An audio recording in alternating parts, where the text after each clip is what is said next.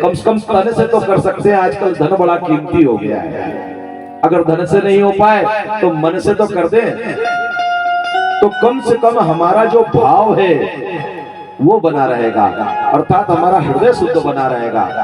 तो इस बात को जाने माताएं कि संसार में हम यहाँ पर प्रतिस्पर्धा के लिए नहीं, एक दूसरे के सहयोग के लिए उत्पन्न हुए हैं, क्योंकि अकेला कोई भी संसार में नहीं रह सकता। दूसरी चीज कर्म। अब कर्म की स्थिति ये हो गई है कि व्यक्ति के मन में जो आता है वही कर्म करने लगा है, और व्यक्ति के कर्मों का तो गुणगान रोज के पेपर और टीवी करा करते हैं, हमको करने की जरूरत नहीं है। आजकल लगभग सभी लोग मनुष्यों के कर्मों का गुणगान देखा ही करते हैं। ये तीनों चीज मानव लेकर के आया है और तीनों ही दूषित कर रहा है। लेकिन जिनके अंदर विवेक की जागृति है, वे जब धर्म के क्षेत्र में पहुंचते हैं तो उस स्थान पर सत्संग चर्चा के द्वारा व्यक्ति के अंदर विवेक की जागृति हो जाती है। और बिन सत्संग विवेक ना होई, राम कृपा बिन सुलभ न सोई। विवेक बिना सत्संग के नहीं हो सकता। जैसे अगर अग्नि प्रज्वलित करना हो तो बिना घर्षण के नहीं होगी, वैसे ही बिना सत्संग के विवेक भी नहीं होगा। और जब विवेक हो जाता है तो व्यक्ति के मन में अपने आप को देखने के लिए एक चश्मा लग जाता है, और उस चश्मे से व्यक्ति अपने गुण कर्म संस्कार और अपने साथ में रहने वाले लोगों के प्रति प्रेम और दया के भाव से देखना शुरू करता है। और जब उसकी दृष्टि बदलती है तब व्यक्ति के अंदर धर्म का जागरण होने लगता है। और जब धर्म का जागरण होता है तो व्यक्ति इस संसार में जिस कार्य के लिए आया है, अर्थात मोक्ष और धर्म को प्राप्त करने के लिए, धर्म में जीवन जीने के लिए आया है, उसका जीवन सफल होने लगता है। और जिसका जीवन सफल हो जाता है उस व्यक्ति के इस संसार में जब हम देखते हैं तो उसके पीठ के पीछे भी गुणगान होते हैं। उस व्यक्ति को अगर सदग्रस्त रहा तो भी उसके गुणगान होते हैं। तो हमें ग्रंथों के माध्यम से, कथाओं के माध्यम से ये बात सीखने को मिलती है कि हमें अपने जीवन पे सारे एक्सपेरिमेंट करना है। अर्थात जो चीज हम सुन रहे हैं वो किसी दूसरे को सुनाने के लिए नहीं, खुद के अंदर गुनने के लिए करना चाहिए। और जब खुद के अंदर गुनने के लिए हमने करना शुरू कर दिया, जिस व्यक्ति ने स्वयं के सुधार के लिए कदम उठा लिया वो सबसे बड़ा धर्मात्मा है। सबसे बड़ा धर्मात्मा कौन है? जो स्वयं के सुधार के लिए खड़ा हो जाए। दूसरे का हम सुधार नहीं कर सकते। और एक बात और बताऊं कि हर व्यक्ति इस संसार में उस परमात्मा से स्वतंत्र इच्छा लेकर आया है। अगर तुम किसी को सुधारने का प्रयत्न करते हो तो उसकी स्वतंत्रता में हस्तक्षेप करते हो, और जिसकी स्वतंत्रता में आप हस्तक्षेप करोगे वो व्यक्ति आपका अकारण विरोधी हो जाएगा। इसलिए आप अपना सुधार करें। स्वयं का सुधार संसार की सबसे बड़ी सेवा है। और जब आप अपना सुधार पे लग जाते हैं तो आपके अंदर धर्म का जागरण हो जाता है। एक बार 203 देशों की धर्म सभा लगी थी। भगवती की कृपा से मुझे जाने का सौभाग्य मिला, अपने मध्य प्रदेश में लगी थी। 3 रोज तक मंथन हुआ। 302 देशों के वहां पे धर्माचार्य आए थे, और 302 देशों के धर्माचार्य, उसमें दूर दूर के, श्रीलंका आदि के अलावा भी दूर के, आप सोच लो कि इतने देशों के धर्माचार्य आए होंगे। तो 3 दिनों तक वो जब चलता रहा, उसका निष्कर्ष जो निकला अंतिम दिन वो ये निकला कि धर्म कोई भी हो, ज्ञान कोई भी हो, व्यवस्था कोई भी हो, शुरुआत स्वयं से करना पड़ेगी। जब तक हम सब स्वयं से शुरुआत नहीं करेंगे तब तक धर्म कोई काम का नहीं, उपदेश कोई काम की नहीं, ज्ञान कोई काम का नहीं। तो आइए मन में ये भाव को रखें कि भगवती आपकी इस कथा से जो भी कृपा और जो भी ऐसी बात जो हम समझ सके वो हमें अगर मिलेगी तो हम उसको अपने जीवन में धारण करेंगे। भगवती की कथा में अब हम प्रवेश करते हैं। माँ की कथा आती है, सुकन्या देवी की कथा आती है। एक सयार्थी नाम के राजा हुए। वे सयार्थी नाम के राजा, उनके कोई पुत्र नहीं थे, पुत्री अकेली थी। वे पुत्री को बहुत ज्यादा लाड़ और प्यार से रखते थे। एक दिन किसी उपवन में महाराज भ्रमण के लिए गए। वो जंगलों से घिरा हुआ मध्य में अतिशय उत्तम उपवन था। वहां पर क्या देखते हैं कि वे तो साधु संत और ऋषियों के क्षेत्र को ढूंढने के लिए यहाँ वहां हो गए और उनकी पुत्री सुकन्या एक स्थान पर पहुंची। उस स्थान पर पहुंच करके एक बामी को देखती है। वो बड़ी सी बामी को जब वो देखती है तो बालिका स्वभाववश वो उसके चारों तरफ घूमने लगती है। एक छिद्र दिखाई देता है। उस छिद्र को जब वो देखती तो उसमें प्रकाश दिखाई देता है। उस प्रकाश को जब वो ध्यान से देखती है तो ऐसा लगता है कि अंदर से कोई दीप जल रहा हो। बालिका स्वभाववश काड़ी उठाती है और उन छिद्रों में जो उसे दिखाई देते हैं उसमें काड़ी डाल देती है। और जैसे ही काड़ी डालती है तो उन काड़ियों में से बह करके रक्त की बूंदें बाहर आने लगती है। रक्त की जब बूंदें बाहर आती है तो डर के मारे वहां से भाग जाते हैं। अब उस स्थान पर एक महात्मा ऋषि चवन्य भगवती बगलामुखी के उपासक, बगलामुखी माता 8वीं महाविद्या है और इन माता की जो कृपा है वो भक्तों को विजय प्राप्त कराने वाली, और इनकी जो शक्ति है वो स्तंभन शक्ति है। वो स्तंभन शक्ति अर्थात किसी भी चीज को स्थगित कर देना। माता प्रेत की सवारी करती है। उसका सवार वाहन कौन है? प्रेत। और पीला वस्त्र, पीला फल, पीला मेवा और पीले ही प्रकार की हवन सामग्री भगवती को यज्ञ में अर्पित की जाती है। जब जब कुछ लोग बड़े बड़े राजनेता इस बात को जानते हैं और जब उनको चुनाव में विजय प्राप्त करना रहती है तो भगवती के वहां पे रात रात और दिन दिन यज्ञ करवाते हैं। भगवती की कृपा से एक पीठ हमारे यहाँ पर भी है, ग्राम भंडारिया में। अभी वहां के महंत जी भी एक रोज आकर के भगवती की कथा श्रवण करके गए तो वे उन्हीं के उपासक थे। अब उन महात्मा को क्रोध आ गया। उन महात्मा ने क्या करा कि यहाँ क्षेत्र में जो भी आया है इनका मलमूत्र स्तंभित कर दिया जाए। उनका मलमूत्र स्तंभित कर दिया, अर्थात उनके सैनिक ना लघु शंका को जा पाए ना दीर्घ शंका को जा पाए। अब जब लघु शंका और दीर्घ शंका बंद हो जाए तो समझ लो कैसा लगता है। आदमी 2-4 घंटे के लिए अगर बैठ जाए, नहीं जा पाए तो पेट खराब होने लगता है, पूरा दिमाग शरीर में लग जाता है। जब ऐसा हुआ तो चारों ओर हाहाकार हो गया। तब राजा को पता चला कि यहाँ पर कोई ऋषि तपस्या कर रहे हैं और किसी के द्वारा उनका अपराध हो गया है। अब महाराज ने चारों ओर सबसे पूछना प्रारंभ किया। तब उस बालिका की सहेलियों ने बतलाया कि हम भ्रमण के लिए गए थे और उस भ्रमण स्थान में जाकर के एक बामी में से हमें तेज दिखाई दिया और हमने उसमें सरकंडे डाल दिए। उस सरकंडों में से रक्त बह आया। वो ना जाने कौन स्थान है, हमें लगता है कि कोई ऋषि ही होंगे। जब महाराज वहां पे पहुंचे सयार्थी तो देखते हैं बामी को हटवाया गया तो ऋषि च्यवन ने जीर्ण शीर्ण स्थिति में बिल्कुल, क्योंकि कई दिनों से जब बामी इतनी बड़ी हो गई है तो आप विचार करो कि उनकी क्या स्थिति होगी।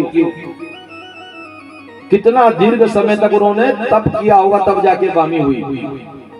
आप लोगों के ज्ञान के लिए मैं बता दूं ना कि इस बार जो दादाजी महाराज खंडवा में निवासित हैं, अर्थात विश्राम की अवस्था में हैं, ये दादाजी महाराज जब साईं खेड़ा में थे, 4 बार उसके पहले दादाजी महाराज ने अपने देह त्याग करने का लीला कर चुके थे, और 5वीं बार जब साईं खेड़ा में थे तो एक बड़ा सा सांप रोड के ऊपर, अर्थात गाड़ी बेल का रास्ता था, उसके ऊपर कुछ खींच रहा था और वहां से रक्त बह रहा था।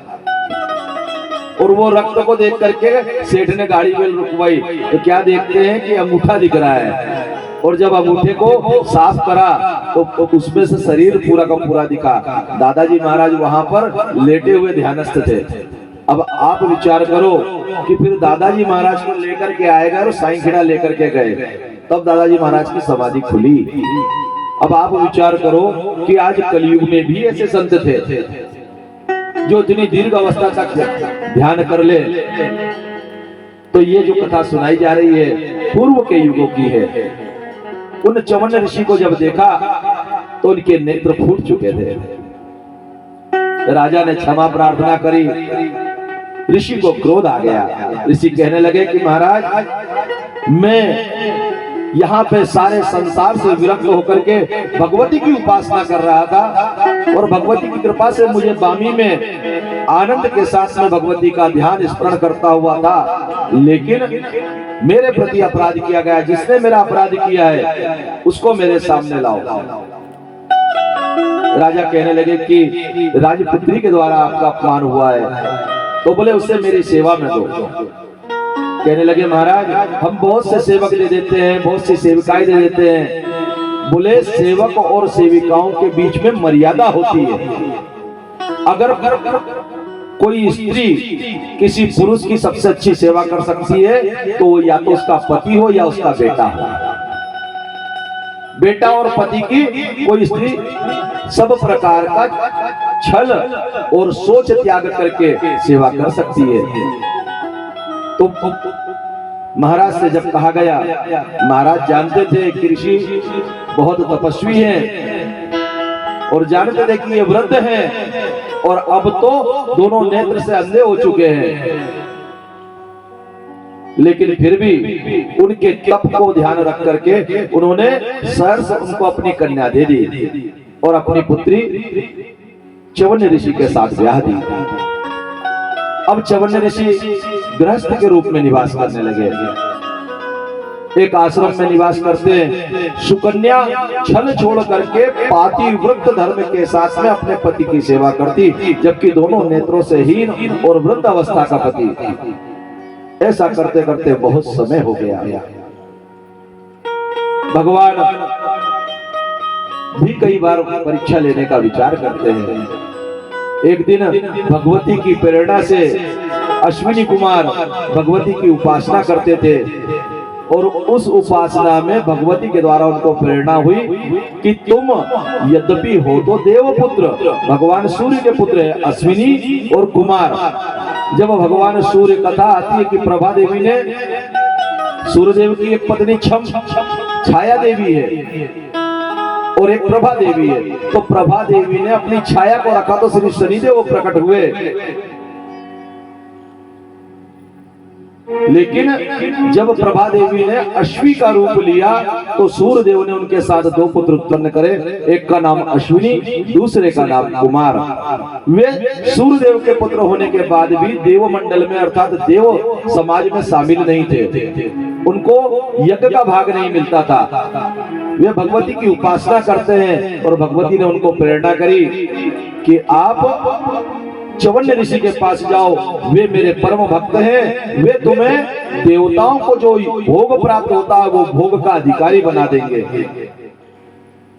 जब थोड़ी सी बात निकली तो मैं आज से निवेदन कर देता हूं कि जो शनि महाराज हैं, इन शनि महाराज का अगर भाई दूज के दिन स्नान करके ताप्ती नदी में और शनिदेव का अगर दर्शन करो तो शनि की दशा समाप्त हो जाती है। तेल का शनि महाराज को अपना स्वयं का छाया चित्र कटोरी में देखकर काली तिल, खील और उसमें काले उड़द डाल करके तेल कटोरी में लेकर के और इस प्रकार अपना चित्र उसमें देख करके अगर शनिदेव को अर्पित करो ताप्ती में स्नान करने के बाद, तो आपके ऊपर से शनिदेव की दशा शीघ्र जल्दी से जल्दी चली जाती है, क्योंकि ताप्ती उनकी बहन है।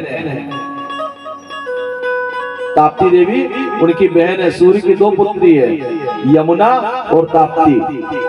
और सूर्य देव को अगर आप यमुना का जल लोटे में थोड़ा सा 2 बूंद डाल करके यमुना के जल से अगर सूर्य देव को आराधन करते हैं तो सूर्य देव की कृपा आप पर बहुत शीघ्र हो जाती है।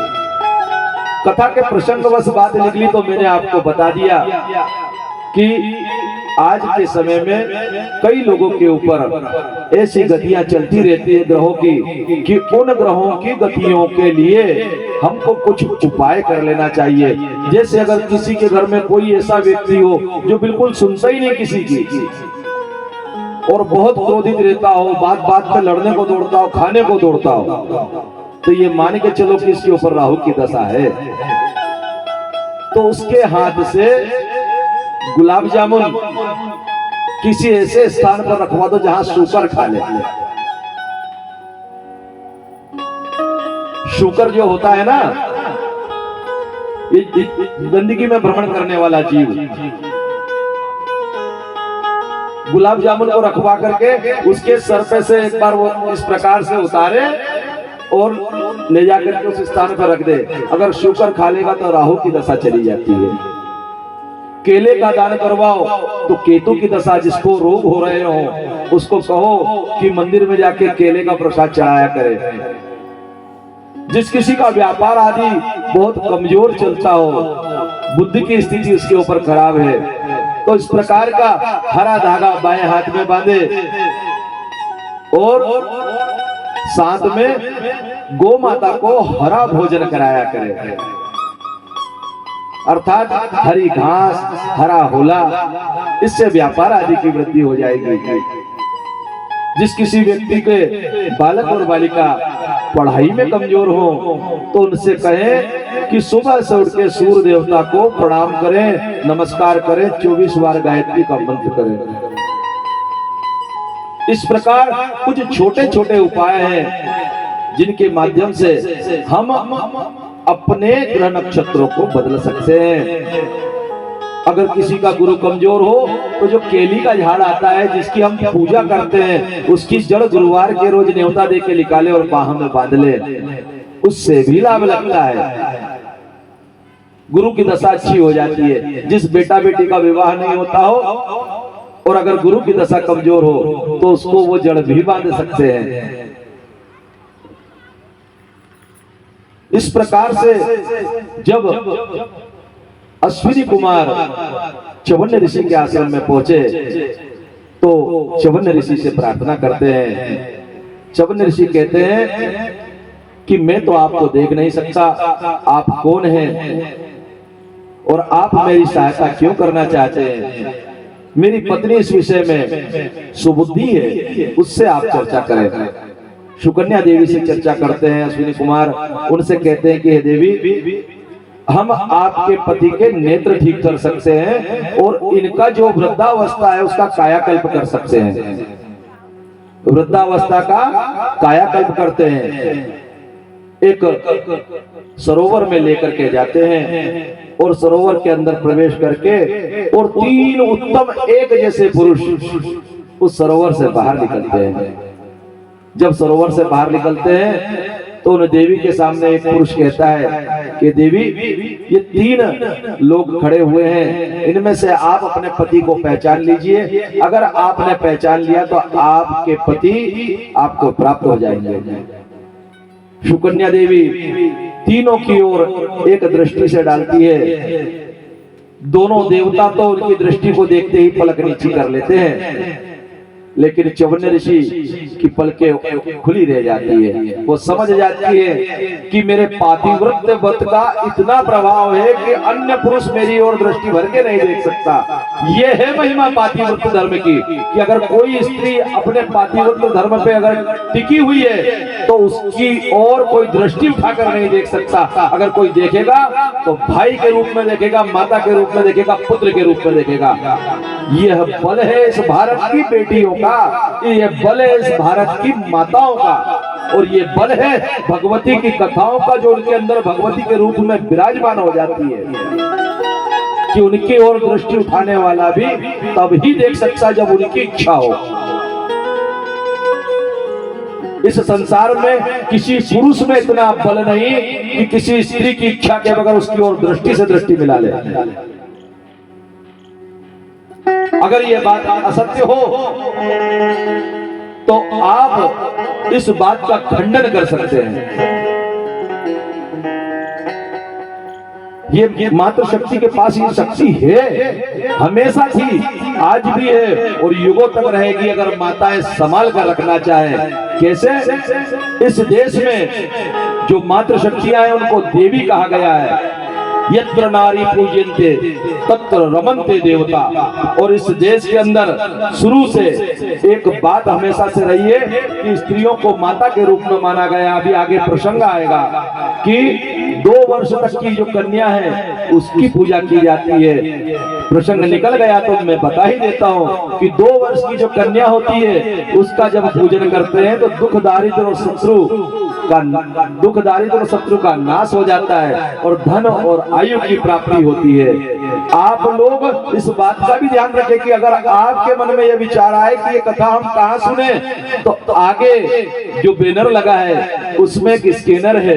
उस स्कैनर को जैसे ही आप स्कैन करेंगे तो आपको देवी भागवत की कथा, जिसमें आप स्वयं बैठ के सुन रहे हैं, वो कथा श्रवण कर सकेंगे। आपको अगर ऐसा लगता है कि ये कथा आपकी बेटा बेटी को सुनना चाहिए तो आप उन तक ये विचार पहुंचा सकेंगे यूट्यूब के माध्यम से। संस्कृति जागृति चैनल है, उस चैनल पर भगवती की ये महती कथा, इसके साथ साथ शिव पुराण, राम कथा और भागवत की कथा भी आपको उसको मिल जाएगी। तो उस चैनल को आप अगर देखें तो अपना आशीष स्वरूप उसके ऊपर कुछ चिन्ह होते हैं, उनको दबा देना पड़ता है। वो दबा करके अपना आशीष देंगे कि भगवती की कृपा सुनने के लिए आप सबके ऊपर भगवती ने ये कृपा करी कि आप उसे घर बैठे भी सुन पाए। आज नहीं सुन पाए, आज के बाद सुन पाए। कोई बात अगर ऐसी हो कि हमने उस बात को सुना था लेकिन उसका क्या बात है याद नहीं आ रही, तो आप बाद में भी उस प्रसंग को सुन सकते हैं। तो 2 वर्ष तक की कन्या हमारे यहाँ पर पूजी जाती है। 3 वर्ष तक की कन्या त्रिमूर्ति कहलाती है। धर्म, अर्थ और कामना की पूर्ति करने वाली और पुत्र पौत्र देने वाली 3 वर्ष की कन्या का जब हम पूजन करते हैं, घर में 9 कन्या जिमाते हैं ना, तो किस वर्ष की कन्या से हमको क्या प्राप्त होगा ये हमें ज्ञान होना चाहिए। अगर ज्ञान नहीं भी है तो कम से कम हम कोई कामना से नहीं जिमा रहे, लेकिन हम भावना तो बना सकते हैं ना कि ये 2 वर्ष की बच्ची है, इसका पूजन इस भाव से किया जाए। 4 वर्ष तक की कन्या कल्याणी कहलाती है और विजय, विद्या और राज्य प्राप्त कराने वाली होती है। 5 वर्ष की कन्या रोहिणी का रूप कहलाती है, रोग नाश करने वाली होती है। 6 वर्ष की कन्या कालिका के रूप में पूजी जाती है, शत्रु का नाश और शत्रु का समन करने के लिए उसका पूजन उपयुक्त माना जाता है। 7 वर्ष की कन्या चंडिका का रूप होती है, ऐश्वर्य और धन देने वाली होती है। 8 वर्ष तक की कन्या संसार में मोहिनी अर्थात हमारा आकर्षण संसार के लिए बढ़े, मोहिनी देने वाली होती है, अर्थात व्यक्ति का आकर्षण बढ़ाने वाली होती है। और लड़ाई में विजय प्राप्त कराने वाली होती है। 9 वर्ष की कन्या सुभद्रा होती है और मनोरथ की सफलता के लिए उसकी पूजन की जाती है। 10 वर्ष की कन्या दुर्गा रूपेण कहलाती है और कठिन कार्य शरीर का रक्षण के लिए वो भगवती की उपासना की जाती है। और मैं तो कहता हूँ कि 9 वर्ष तक की कन्या, इनका तो हम पूजन करते ही हैं, लेकिन मातृ रूप में भगवती सदैव पूजनीय है। वो जब विवाह करती है तो लक्ष्मी रूप में पूजा जाता है, जब वो घर में रहती है तो गृह लक्ष्मी बन जाती है, जब वो माता बन जाती है तो वो पार्वती हो जाती है, जब वो और बड़ी हो जाती है, दादी हो जाती है, तो वो कुल पूजनी हो जाती है, वो दुर्गा हो जाती है। इस प्रकार भगवती का हर रूप पूजनीय है। और मैं तो मानता हूँ कि इस देश की देवियों को वो शक्ति है कि इनकी दृष्टि के साथ कोई दृष्टि नहीं मिला सकता। लेकिन उसके लिए एक निवेदन करता हूँ, उस निवेदन को भजन के रूप में आपसे कहता हूँ। अगर वो निवेदन आपको स्वीकार लगे तो उस निवेदन को आप मान लेना और अपनी बेटियों को और उनकी बेटियों को इस संस्कार के रूप में कहना।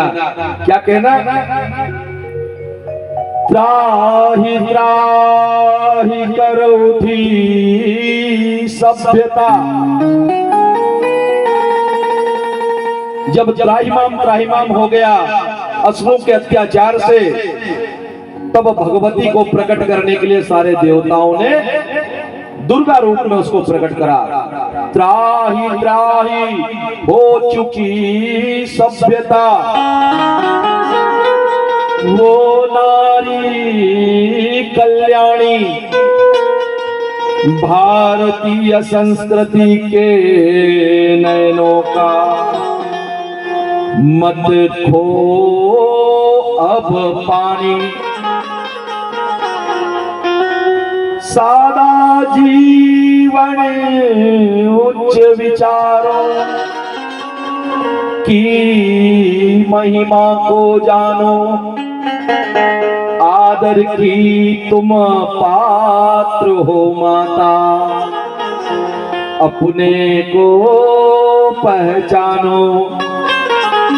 जैसे सब लोग कल कन्या भोज आदि में कन्याओं का पूजन करेंगे, वैसे ही इतने दिनों से जो भगवती की उपासना कर रहा हो, तो मेरे सामने और जहां जहां तक भगवती सुन पा रही है, उन भगवती का स्वरूप जान करके उनके लिए ये मेरी ओर से व्यासपीठ से ये भजन आप ग्रहण करें। देविया देविया देश की जाग जाए अगर, देविया देश की जाग जाए अगर, युग स्वयं ही बदलता चला जाएगा। देविया देश की जाग जाए अगर, देविया देश की जाग जाए अगर, युग स्वयं ही बदलता चला जाएगा। युग स्वयं ही बदलता चला जाएगा। नारियां जागरण गीत गाए अगर, नारियां जागरण गीत गाए अगर, नारियां जागरण गीत गाए अगर, नारियां जागरण गीत गाए अगर, हर हृदय ही मचलता चला जाएगा। हर हृदय ही मचलता चला जाएगा। देविया देश की जाग जाए अगर, देविया देश की जाग जाए अगर, युग स्वयं ही बदलता चला जाएगा। युग स्वयं ही बदलता चला जाएगा। क्योंकि इस संसार में जो भी जीव आता है, उसकी पहली गुरु कौन होती है? माँ। और माँ ही इस संसार में किसको शिवाजी बनाना है, किसको राम बनाना है, और किसको संसार में तिरस्कृत होने के लिए छोड़ देना है, ये माँ के ही ऊपर है।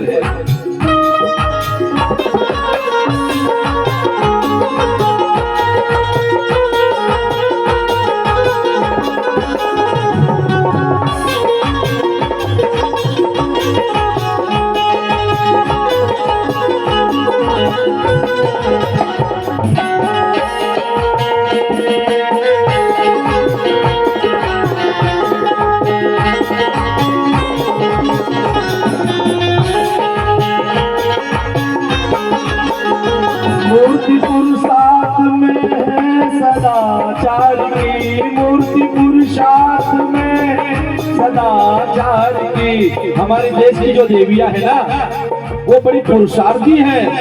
जब आवश्यकता पड़ती है तो कांधे से कांधा मिलाकर पुरुष के भी आगे निकलती है। जब आवश्यकता पड़ती है कि घर में कोई विपदा आ जाए और पुरुष कमजोर हो जाता है, तो ये देवियां उसकी शक्ति बन करके उसको आगे खड़ा कर देती है कि अब है ना। तो ये देवियां कौन है?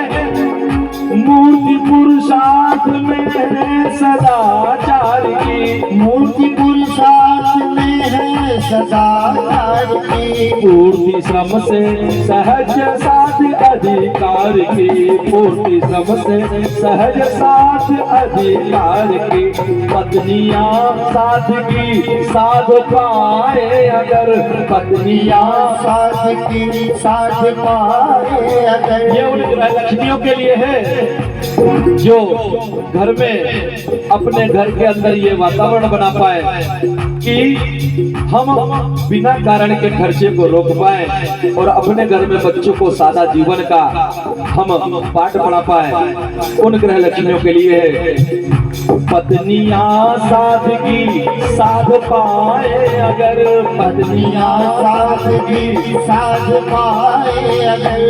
पति स्वयं ही बदलता चला जाएगा, पति स्वयं ही बदलता चला जाएगा।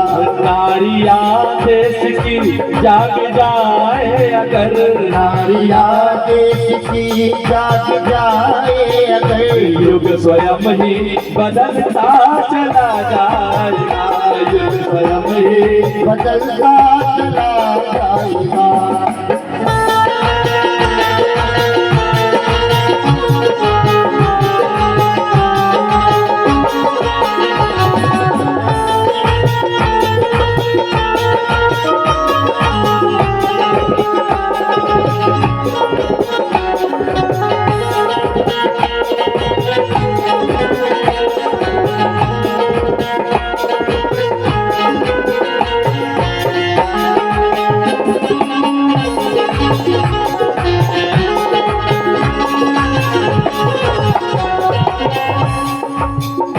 धर्म का वास्तविक रूप सामने हो, धर्म का वास्तविक रूप सामने हो। धर्म गिरते हुओं को लगे सामने, धर्म गिरते हुओं को लगे सामने। भक्ति भावना को सजा ले हम अगर, भक्ति भावना को सजा ले हम अगर। ज्ञान का दीप जलता चला जाएगा, ज्ञान का दीप जलता चला जाएगा। देवियां देश की जाग जाए अगर, देवियां देश की जाग जाए अगर। युग स्वयं ही बदलता चला जाएगा, युग स्वयं ही बदलता चला जाएगा।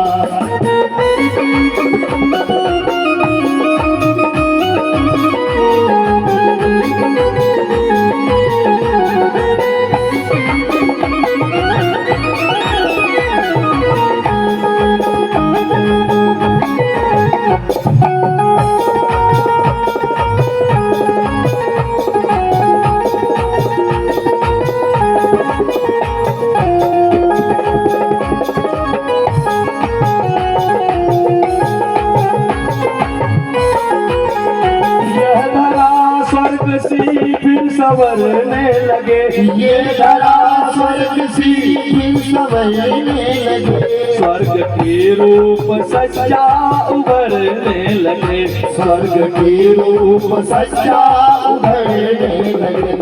देवियां दिव्य चिंतन जगा ले यदि, देवियां दिव्य चिंतन जगा ले यदि। हर मनुष्य देवता ही बना जाएगा, हर मनुष्य देवता ही बना जाएगा।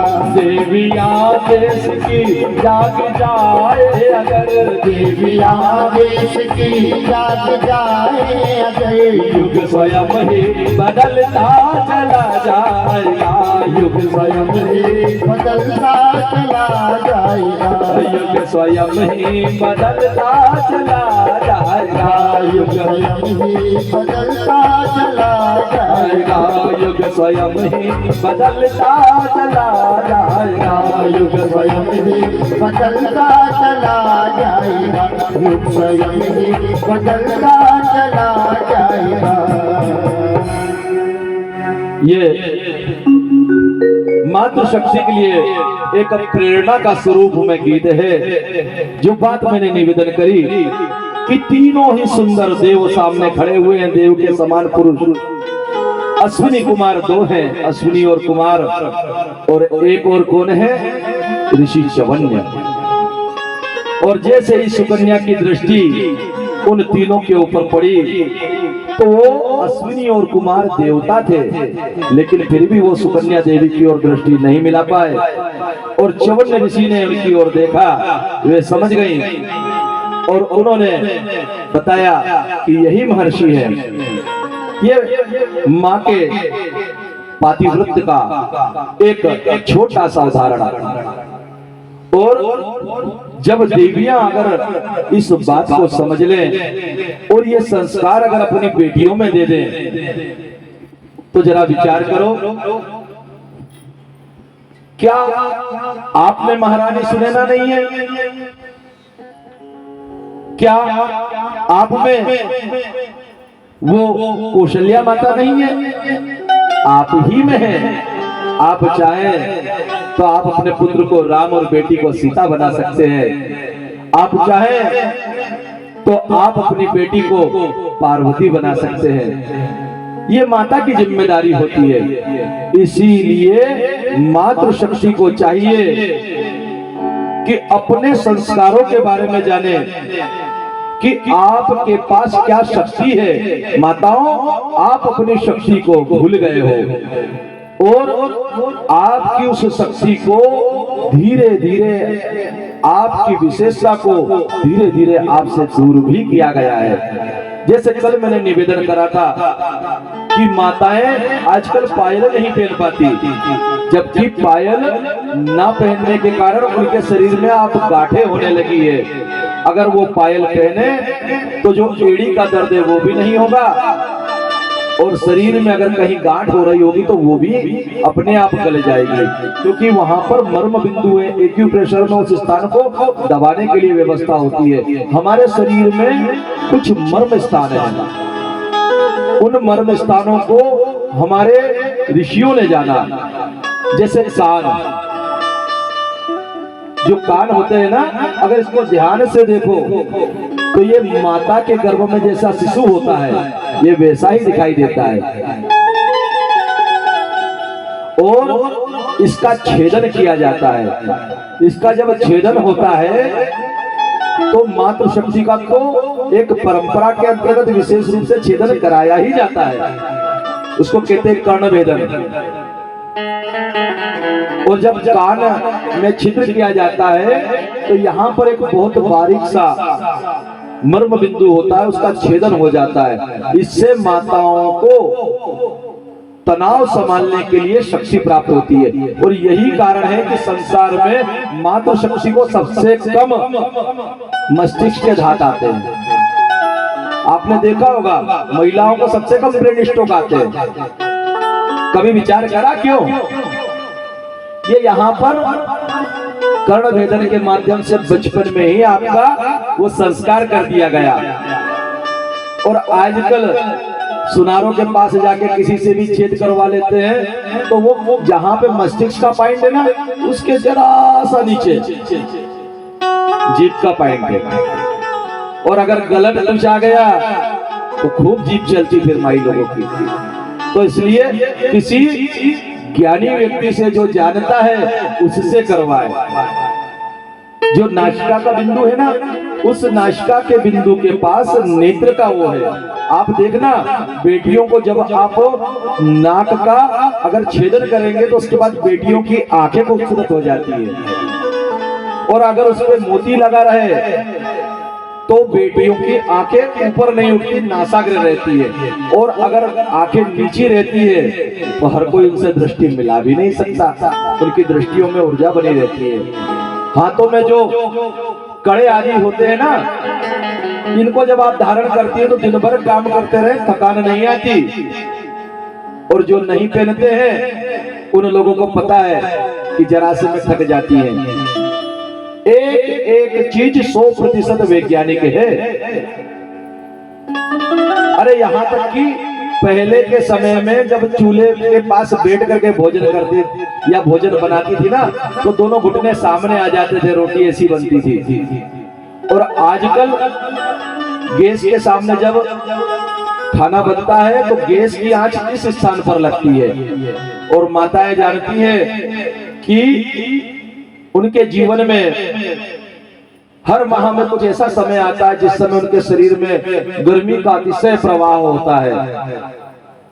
हमारे धर्म में तो उस समय माताओं के पास से अग्नि को दूर कर देने का विधान है, लेकिन अगर उस समय पेट पे आंच लग जाए तो गर्भाशय का कैंसर हो जाता है। क्या आप जानते हैं कि खड़े होकर के रोटी बनाने से ये कठिनाई भी होती है, लेकिन सबके सब अपने ज्ञान को भूल करके कौन बन गए हैं? मॉडर्न। ऐसा होना किस काम का जो हमारे शरीर में रोगों को लेकर के आए। जब तक हमारी माताएं चूल्हे पे रोटी बना करके खाती थी, किसी माता को थायराइड नहीं था क्या? जब तक चूल्हे पे रोटी बनती थी और राख लगती थी तब तक थायराइड की बीमारी नहीं थी, और ना ही लोगों को मधुमेह की बीमारी हुआ करती थी, हजारों लाखों में कोई एक दो को। आप देखो, आपकी तरक्की कहीं आपके शरीर को रोगी तो नहीं बना रही, इस बात का ध्यान रखो। ये गीत का भाव यही था कि आप किसी भी चीज को स्वीकार करने के पहले तर्क, तथ्य और प्रमाण, इन 3 कसौटियों पे कसा करें। तर्क, तथ्य और प्रमाण। ऐसा नहीं कि पड़ोसी ने ले आया तो हम भी शुरू हो जाए, उसकी साड़ी मेरी साड़ी से सफेद कैसे। हमको इस चीज का विचार करना है कि कौन सी चीज हम अपनाएं, कौन सी नहीं अपनाएं। और जब आपकी दृष्टि में वो शक्ति आ जाएगी तो आप वो स्थितियां गढ़ पाएंगी कि पूरी सृष्टि बदल जाए और सतयुग का निर्माण हो जाए। क्योंकि ये समय बहुत सन्निकट है, अब समय बहुत तेज गति से बदलने वाला है। लोगों को अभी देख नहीं पा रहे, इसलिए विश्वास नहीं होता, लेकिन जब देखेंगे तो पता भी चलेगा कि हाँ, बात तो सही है। इस बात का ध्यान रखते हुए जब सुकन्या देवी ने उस ओर देखा, च्यवन्य ऋषि को उन्होंने प्रणाम किया और च्यवन्य ऋषि ने उन्हें आशीष दिया। इस प्रकार रहते रहते समय बीता। एक दिन उनके पिताजी अपने लाव लश्कर के साथ, पत्नी के साथ च्यवन्य ऋषि से मिलने के लिए आए। एक युवा पुरुष को बैठे देखा, और जब बैठा हुआ देखा तो बेटी को माता दुर्वचन कहने लगी कि वे तपोनिष्ठ ऋषि कहां गए? क्या तेरे मन में धर्म को त्यागने की इच्छा हो गई कि तू यहाँ पर किसके साथ जीवन जी रही है? क्या तुझे अपने कुल, परिवार और संस्कार का भी ख्याल नहीं है? जब माँ का क्रोध बढ़ने लगा तब बेटी कहती है कि माता, मेरे मुख से बात तो सुन लो। और कहती है कि आप पहले उन ऋषि को तो जाकर देखो, मिलो तो सही। जब वे आई और ऋषि ने जब स्वयं बतलाया कि अश्विनी और कुमारों ने मुझे इस प्रकार से युवा और स्वस्थ कर दिया है और मैं ही च्यवन ऋषि हूँ, तब वे अपने बेटी के उस धर्म पर अतिशय गौरवान्वित महसूस करती हुई उससे कहती कि बेटी, तेरे ही तप का प्रभाव था कि ऋषि को बुढ़ापे में युवावस्था प्राप्त हो गई। ऐसी सुकन्या देवी जो हमारे धर्म ग्रंथों में नारी रूप में परिणित हुई, ऐसी देवियों को हम नमन करते हैं। जब राजा सयार्थी से च्यवन ऋषि ने कहा कि अश्विनी कुमारों से मैंने वचन दिया है कि मैं आपको यज्ञ भाग दिलाऊंगा और आपको देवताओं में स्थापित करूंगा, इसलिए आप यज्ञ करिए। राजा सयार्थी ने यज्ञ करा, इंद्र ने उसमें उपद्रव करा, लेकिन क्या हुआ, इंद्र ने कई प्रकार से जब उपद्रव करा तो ऋषि च्यवन ने अपने तपबल से इंद्र को ही स्तंभित कर दिया। अब इंद्र का मुंह आ का आ, मुंह खुला का खुला। अब इंद्र का मुंह जब खुला का खुला रह गया और इंद्र एक जगह पे स्तंभित हो गया, तो इंद्र ही यज्ञ का भाग लेना उसके बस में नहीं बचा। तब फिर इंद्र ने कहा कि इन दोनों अश्विनी कुमारों को मैं देवताओं में स्थान देता हूं और आज से ये अश्विनी कुमार देवताओं के रूप में पूजे जाएंगे। ये देवताओं के वेद्य हैं और जो भी व्यक्ति अश्विनी कुमारों का नाम लेकर के, धन्वंतरी का नाम लेकर के और इस प्रकार हाथ में रख करके जल को देख करके कि अश्विनी कुमार धन्वंतरी देव आपकी जय हो, और इस प्रकार के भाव के साथ अगर कोई रोग हो और दवाई का सेवन करे तो उसके रोग शीघ्र ठीक हो जाते हैं। बोलो माता रानी की जय। इस बात का ध्यान रखें, डॉक्टर हमको गोली देता है और वैद्य हमको विधि देता है, और वैद्य कौन है? सदगुरु वेद सुजान। वैद्य जो है ना वो जानने वाला है। और आपके विशेष रूप से एक बात मैं बताना चाहता हूं कि जो जल होता है ना, जल, इस जल के अंदर यूं तो हम उनको वरुण देव बोलते हैं, नीर में नारायण का निवास है और नीर से ही लक्ष्मी निकली है, नीर से ही नमक निकले, नीर से ही रत्न निकले हैं। तो नीर कितना शक्तिशाली होगा इसके बारे में बताना तो मुझे अब कथा का विस्तार हो जाएगा, लेकिन मैं जो बात बताने जा रहा हूं उस बात को समझें। आपको भगवान शिव को एक लोटा जल चढ़ाने की विधि तो एक महात्मा जी ने बताई है, लेकिन मैं अपने आप को एक लोटा जल चढ़ाने की विधि बताता हूं आपको। अगर वो एक लोटा जल आप अपने आप को चढ़ाने लगे तो मैं आपसे कहता हूं कि आपके रोग दूर हो जाएंगे, लेकिन विधि से चढ़ाना, बिना विधि के कुछ नहीं है, क्योंकि विधि में ही निधि छुपी हुई है। निधि मतलब सुख संपत्ति। तो अगर आप तांबे के लोटे में जल लेते हैं, पूजन के समय में उसको भर के रख लेते हैं और भर के रखने के बाद उस वरुण देव को हाथ में लेकर के आप उससे निवेदन करते हैं कि हे वरुण देव, आप अमृत के समान हैं, आप ही में से अमृत का कलश निकला है, आप ही में से अमृत का कलश निकला है, आप संपदा के समान हैं, आप ही में से संपदाओं की देवी लक्ष्मी जी निकली है। हे वरुण देव, आप भगवान के वास स्थान हैं।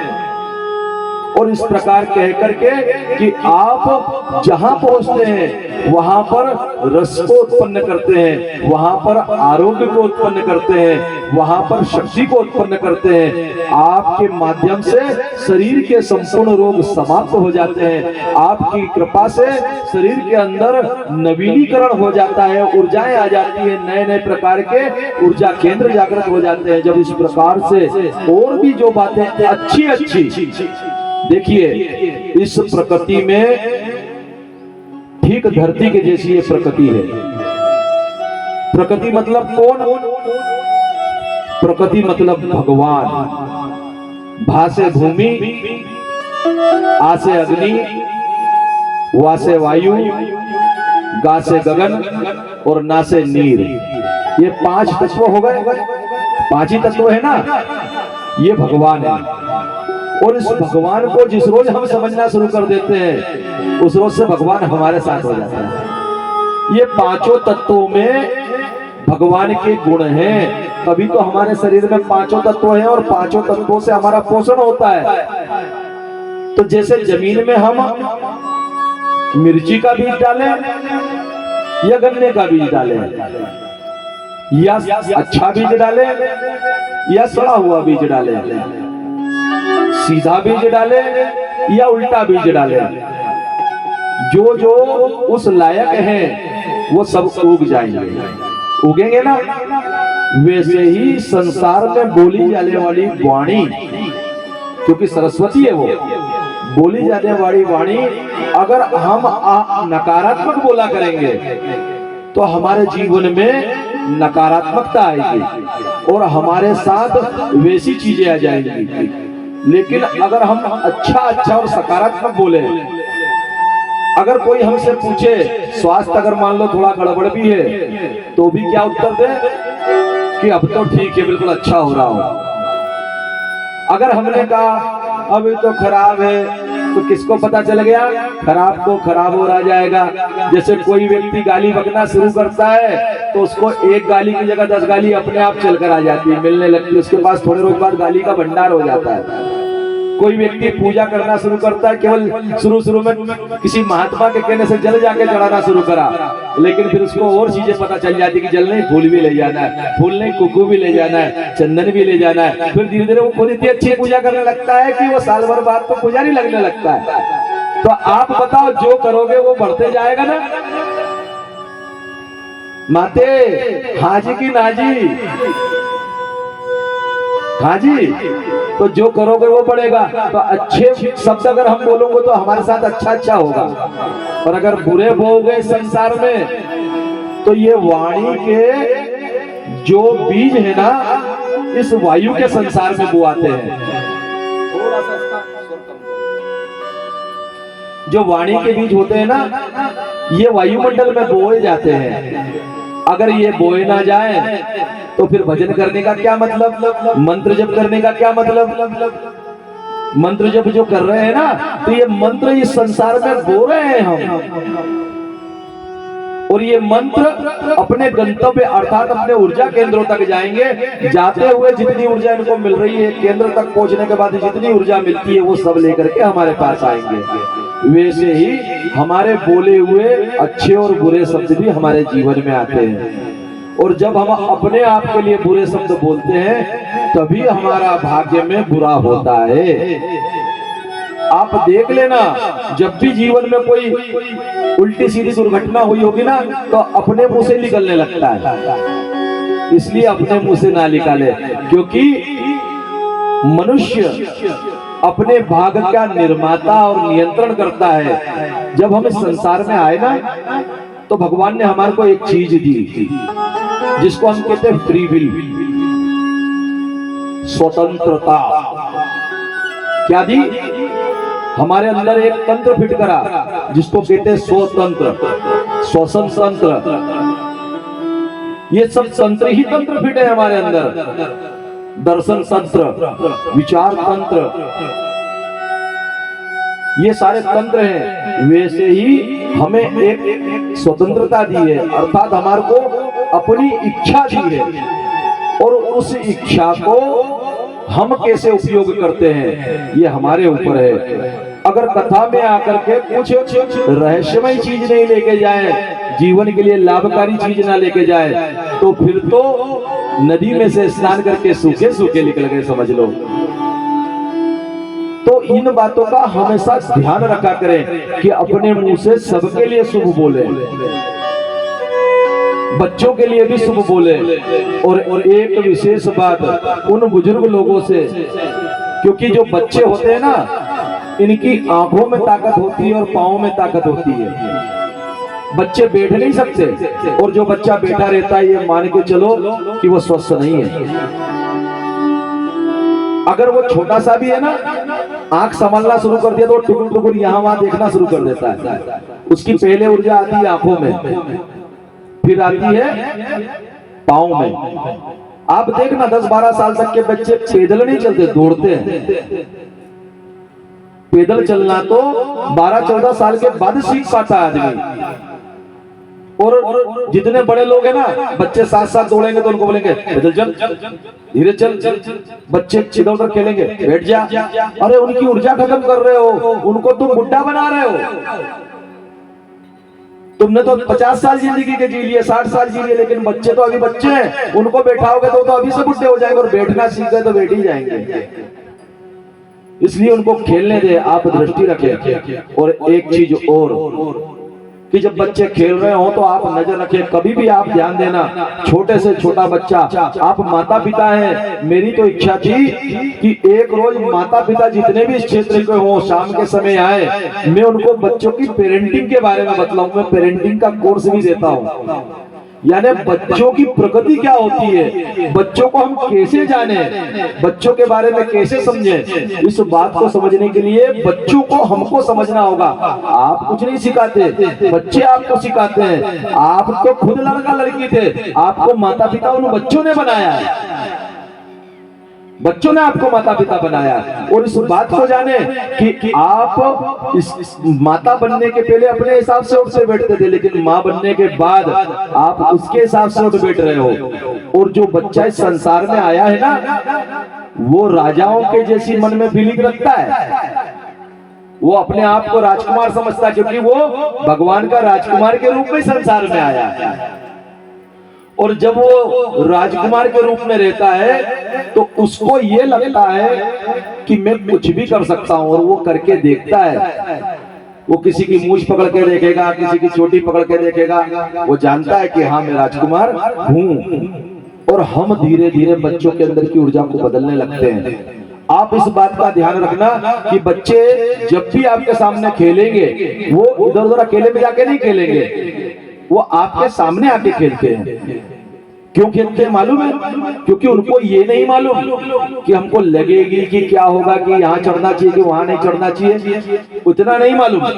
लेकिन उनको इतना मालूम है कि अगर हम कुछ गलत करेंगे तो ये जो बैठे हुए ना ये रोकेंगे। वो इसीलिए आपके सामने मस्ती करते हैं। और आप कहते हो कि बहुत मस्ती करता है, अरे बच्चा है मस्ती नहीं करेगा तो क्या वो तुम्हारे ऐसा बैठ करके भजन सुनेगा? वो वहां खेल रहा होगा ना, तब भी उसके कान में आपकी बात जा रही है, वो वहीं पे सुन लेगा और आपसे ज्यादा याद रखेगा। आप लोगों को मालूम होगा बचपन में कभी आपने खेलते खेलते कथा सुन ली होगी, वो जिंदगी भर याद रहती है। तब आप बैठे नहीं थे, चलते फिरते माता से चालीसा सीख लिया होगा, पूजन पाठ सीख गए होंगे। बाल्यकाल में यूं ही पूजा होती है।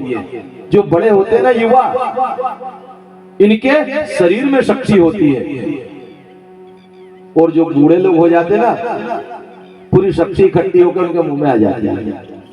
बोलो राधे राधे।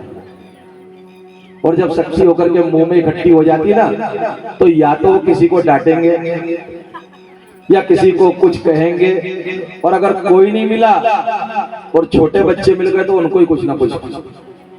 मेरा ऐसा मानना है बड़े लोगों के लिए कि वो जब बोले तो बच्चों को समझाने का प्रयास करें, डांटने की बजाय समझाने का प्रयास करें कि बेटा यहाँ पे चढ़ेंगे, यहाँ पर चढ़ तो गए, अब वहां से अगर कूदेंगे तुम एक काम करो, आधी दूर तक चढ़ो, यहाँ से कूदो। कूदा ना, पाँव में लगी ना, ऊपर से और ज्यादा लगेगी। ऐसे समझाएं। आप उसको बोल रहे हैं, ये आप अपना अनुभव दे रहे हो। आपको 50 साल में आया ये अनुभव, बच्चा अभी 5 साल का है, उसको क्यों बोल रहे हो? उसको तो सिखाना पड़ेगा, वो सीख रहा है, वो कुछ सीख कर नहीं आया, वो आप ही लोगों को देखकर सीख रहा है। माता पिता बोलते हैं हमारे बच्चे मोबाइल देखते हैं, हमारे बच्चे पढ़ाई नहीं करते। एक बात बताओ, बच्चा जो भी सीख रहा है आपको देख के सीख रहा है ना। अब आप मोबाइल चला रहे तो वो सोचता अच्छा काम है, मैं भी चलाऊंगा। आप चप्पल पहनते तो आपने चप्पल पहनता है कि नहीं? वो पहनता है ना, क्योंकि उसको मालूम है पहनना चाहिए। जब आप उसको बोलते पढ़ और आप काम करते तो वो आपके साथ आके काम करवाता है, क्योंकि उसको ये पता चला कि ज्यादा बड़ा काम करना है, पढ़ना नहीं है। आप कभी उसके साथ पढ़ने बैठे? जो आप करोगे वो बच्चा करेगा, क्योंकि बच्चा आपको देखकर सीख रहा है। पहला गुरु कौन? माँ। पहला गुरु माँ। तो इस बात का ध्यान सबसे ज्यादा कौन रखेगा? माँ। माताएं सोच रही होंगी कि आज तो पंडित जी ने हमारी ही क्लास लगा दी है, लेकिन क्या करें माँ, संसार में अपने बालकों को श्रेष्ठ बनाने के लिए माँ सब कुछ सहन कर लेती है। करती है कि नहीं करती है? क्योंकि माँ का जब जीवन सार्थक कब माना जाता है? जब उसके नौनिहाल, उसके बच्चे श्रेष्ठ निकल जाए तो जीवन सार्थक माना जाता है। और यही कारण है कि हमारे देश में इस बात की व्यवस्था की गई कि मातृशक्ति इस प्रकार से भजन में आए, और अगर किसी ने कोई शोध किया है, किसी ने ग्रंथों का अध्ययन किया है, तो उस बात को समझ सके। और एक चीज और बताता हूं आपसे, आजकल के समय में जहां लोग देखा करते हैं, सोचने से कल्पना शक्ति बढ़ती है। बच्चों को कहानियां सुनाया करें। बच्चों को जब आप मोबाइल में दिखाओगे तो उनके अंदर का चिंतन खत्म हो जाएगा। अगर मैं आपके सामने एक फोटो रख दूं और कहूं कि दुर्गा देवी ऐसी है, तो आप सोच पाएंगे कि कैसी है? सामने फोटो है, आपने देख लिया। लेकिन मैं अगर आपसे कहूं कि जब इंद्र ने देखा कि वो स्तंभित हो गया है और वो इंद्र भगवती के शरण अपने आप को करता है कि माँ, इन ऋषि के द्वारा तो मैं स्तंभित कर दिया गया हूँ, और मैं तो अब ना अपना मुंह खोल पाता हूँ ना बंद कर पाता हूँ। जैसा खुला है वैसा का वैसा ही है, और मेरा संपूर्ण शरीर अब एक ही जगह रहते रहते अकड़ सा गया है। तो अब मैं क्या करूं? भगवती की मन से स्तुति करता है, मुंह भी खुला है, बोलते नहीं बन रहा, जैसा है वैसा है, लेकिन मन तो तब भी बोल पा रहा है। और मन से स्तुति करते हुए कहता है कि हे माँ, हे आदि शक्ति, मैंने तेरे भक्त के प्रति अपराध कर दिया, मुझे नहीं मालूम था हे जगत जननी कि तेरे भक्त के प्रति अपराध अगर कर दो तो देवराज इंद्र जैसा बलवान भी निस्तेज हो जाता है। हे माँ, मैं आपकी शरण हूँ। माते, क्या आप नहीं जानती कि मैंने आपकी युगों तक आराधना करी है और मेरे आराधन से आप कई बार प्रसन्न हुई है। हे माता, आप मेरी ऊपर कृपा करने के लिए मणिदीप छोड़ करके आ जाया करती थी। हे भगवती, आपकी कृपा प्रसाद से मैंने जीवन में अपने राज्य को पुनः प्राप्त किया। और ऐसा जब वो बारंबार निवेदन करता है तो मणिद्वीप में निवास करने वाली वो भगवती इंद्र के हृदय में आकर के बैठ जाती है, और इंद्र उनका नेत्र बंद करते हुए दर्शन करता है। वो माँ की स्मित हास्य है, मंद मंद मुस्कुरा रही है, उनके माथे पर बहुत सुंदर टीका लगा हुआ है, उनके सुंदर सुंदर नेत्र हैं जिससे ममता छलकी पड़ती है।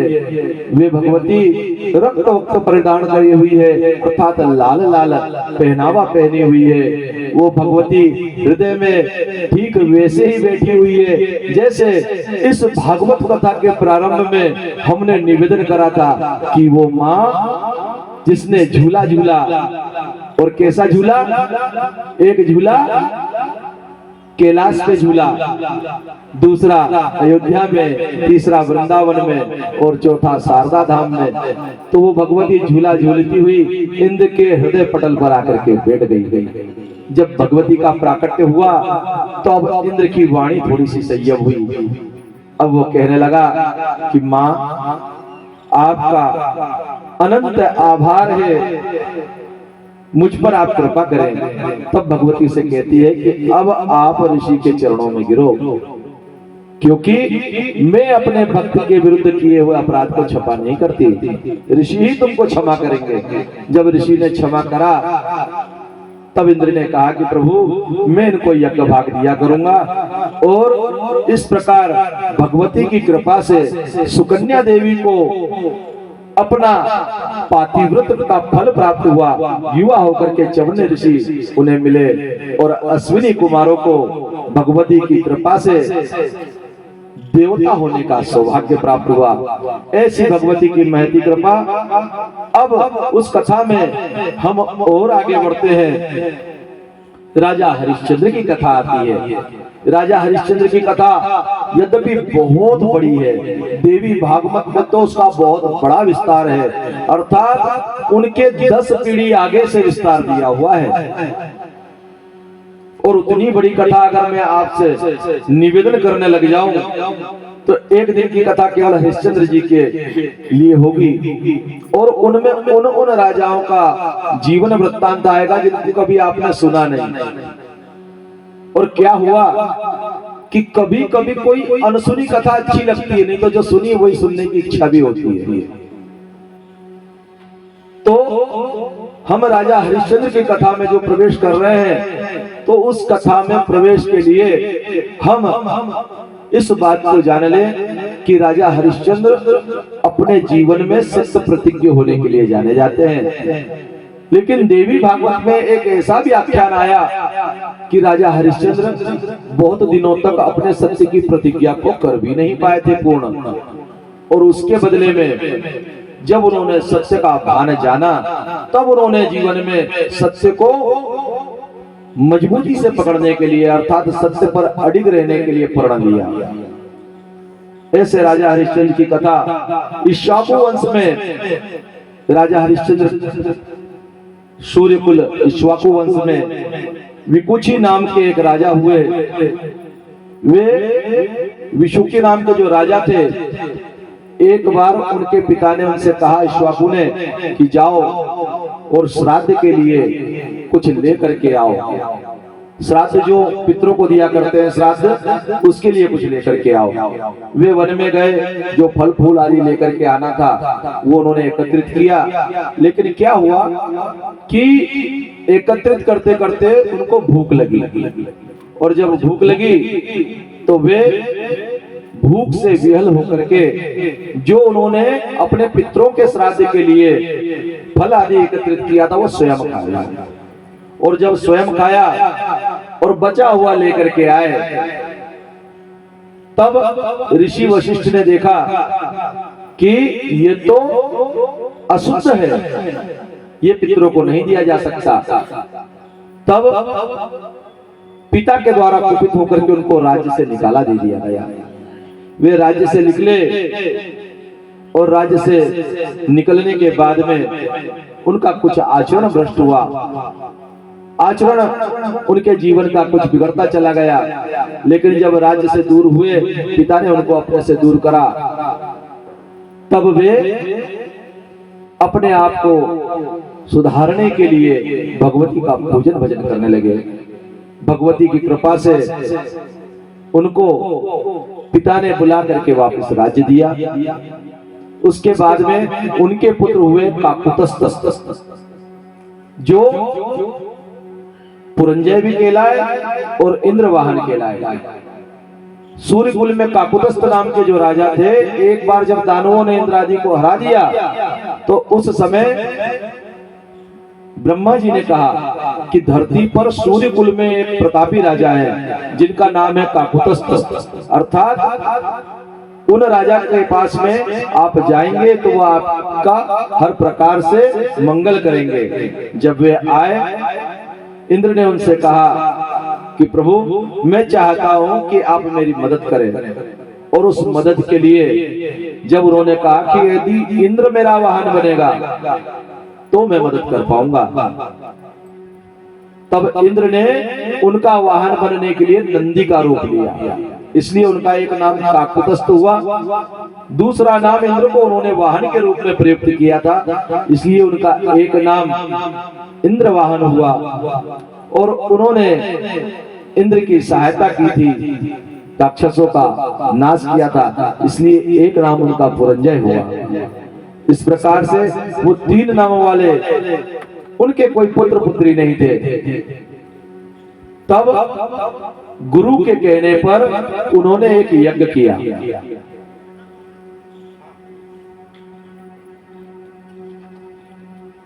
उस यज्ञ को जब उन्होंने किया, तब यज्ञ में दीक्षित हुए।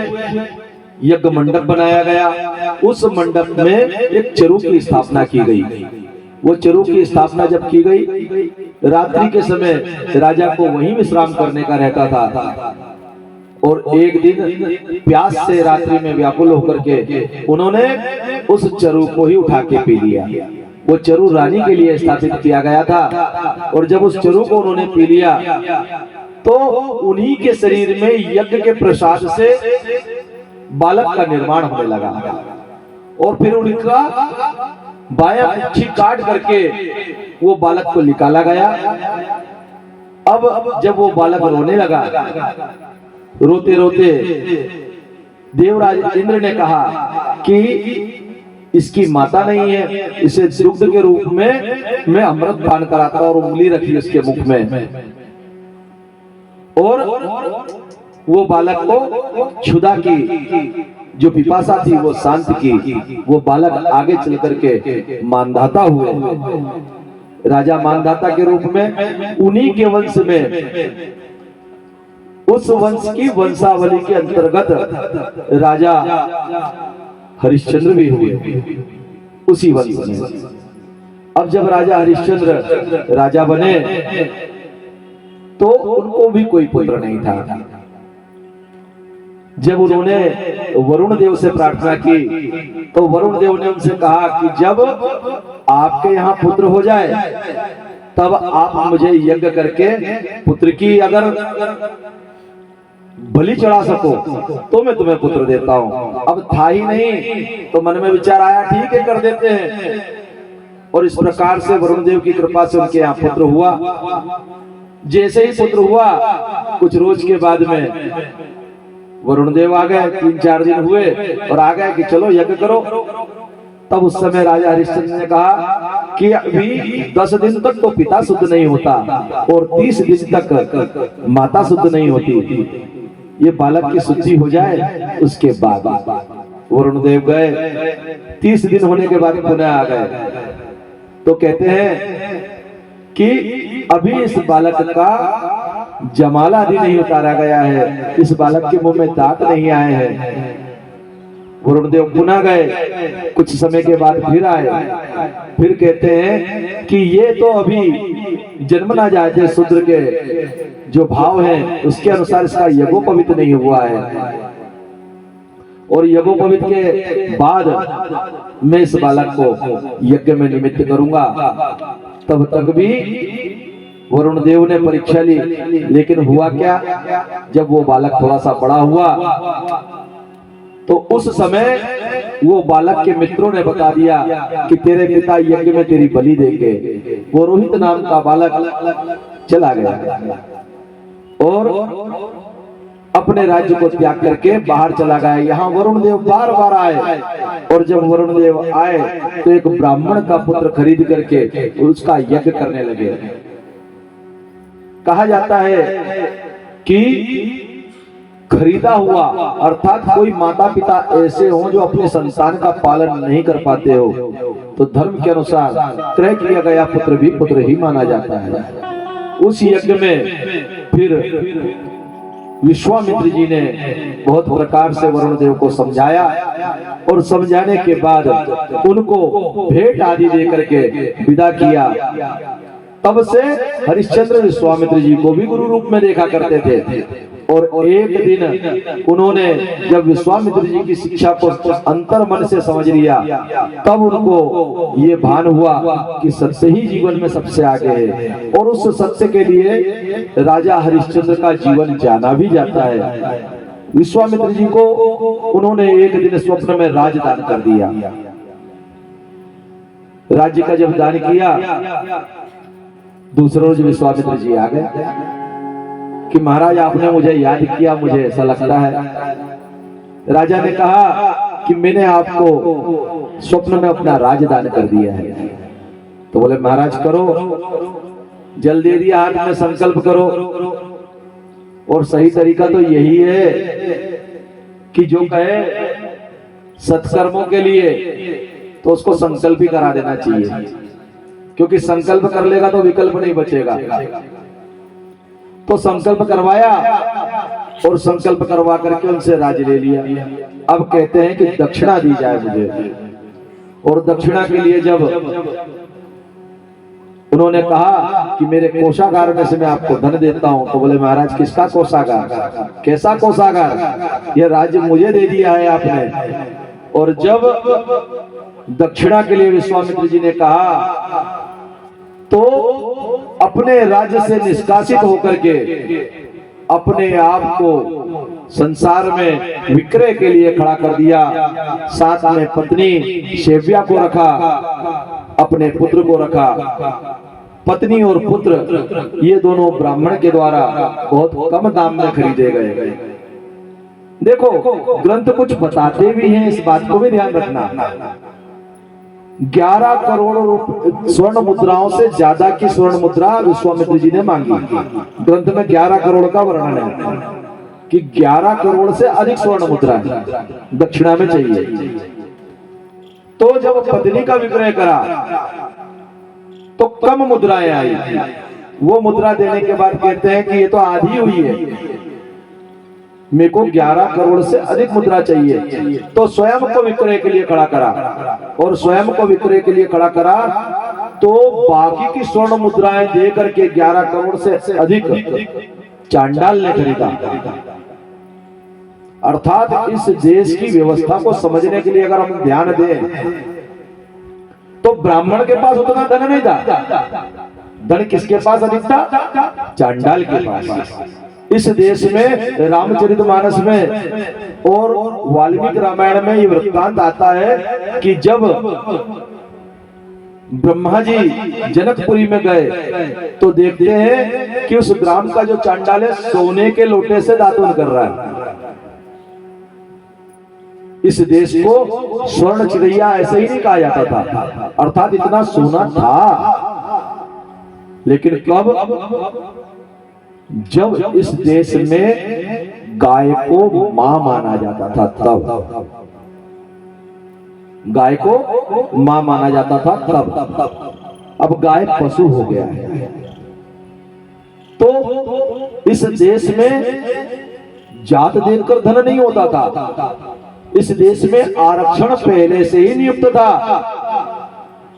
व्यक्ति अपने माता पिताओं से गुण लेकर के अपना जीवन जीता था और धनवान हुआ करता था। अगर हम ग्रंथों में गहराई से जाएं तो पता चलेगा कि लोगों के पास बहुत बहुत धन था। एक महात्मा ऐसे हुए हैं जिन्होंने विचरण कर करके पता करा, तो वो जगह जगह क्या रीति रिवाज हैं, क्या परंपराएं हैं, इसके ऊपर शोध करते हुए चलते थे।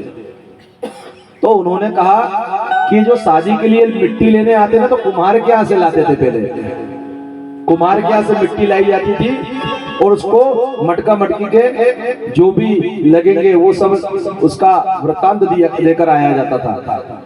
तो जब कुम्हार के यहाँ से मिट्टी लेने के लिए बोले, एक बार मैं कुम्हार के यहाँ बैठा हुआ था तो एक ब्राह्मण के घर से आया, तो उसने आवाज लगाया कि ब्राह्मण के घर से मिट्टी लेने के लिए आए हैं विवाह के लिए। तो 2 छोटी छोटी परात ला करके रख दी और ब्राह्मण के घर से जो सामग्री आई थी वो कुम्हार के उस थाली में सजा दी और बच्चे उठाकर ले गए और मांगर माटी दे दिया। और उसी के थोड़ी देर बाद एक चर्मकार के घर से आए, तो बोले जैसे ही चर्मकार के घर का उनने नाम सुना कि चर्मकार के घर से आ रहा है कोई मांगर माटी लेने, तो बोले 4-5 थाली ला करके रखी और बड़ी बड़ी परात ला करके रखी। तो बोले क्यों? जो बैठे हुए थे वो पूछने लगे कि भैया इतनी सारी परात, अभी तो ब्राह्मण के घर से आए थे 2 परात लाए थे। बोले नहीं, बोले आप देखना। और जब उन्होंने मांगर माटी के लिए लाए तो बहुत सारा सामान लेकर के आए थे और वो सामान से सब सजाया और उनके घर में परात में ले लेकर के गए। तो बोले ऐसा क्यों? बोले ब्राह्मण के पास क्या है, ब्राह्मण के पास तो वो खुद ही भिक्षा मांग के खाता है। बोले उसके पास धन कहाँ होगा? चर्मकार धन कमाता है।